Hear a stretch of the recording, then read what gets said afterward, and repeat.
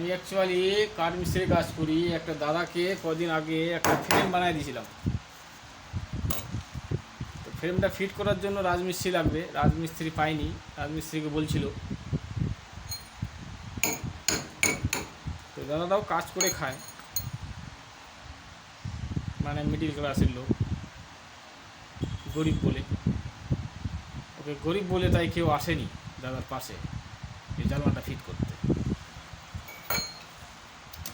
তো আমি একদিন জিজ্ঞেস করলাম, ফিট করছে? বলছে করিনি, কেউ আসতেছে না। ভাবছে মনে হয় গরিব, টাকা দিবে কি দিবে না, জানলাটা ফিট করতে যাব। আরে ভাই,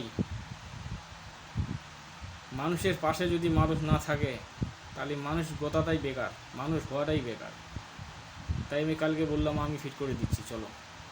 আমি কিন্তু কাঠ মিস্ত্রির কাজ করি, আজকে রাজমিস্ত্রির কাজ করতে লাগছে। দেখছেন এই যে ছেনি হাতুড়ি নিয়েছি, আমি দাদাকে বাড়ি আসছে, আজকে জানলাটা ফিট করে যাব। সে টাকা দোক না দোক ওটা পরেকার ব্যাপার, কিন্তু আমরা মানুষ হয়ে যদি মানুষের পাশে না থাকি তাহলে মানুষ গোতাটাই বেকার, মানুষ হওয়াটাই বেকার। তাই প্রিয় বন্ধুরা, আপনারা সবাই সবার পাশে থাকার চেষ্টা করবেন।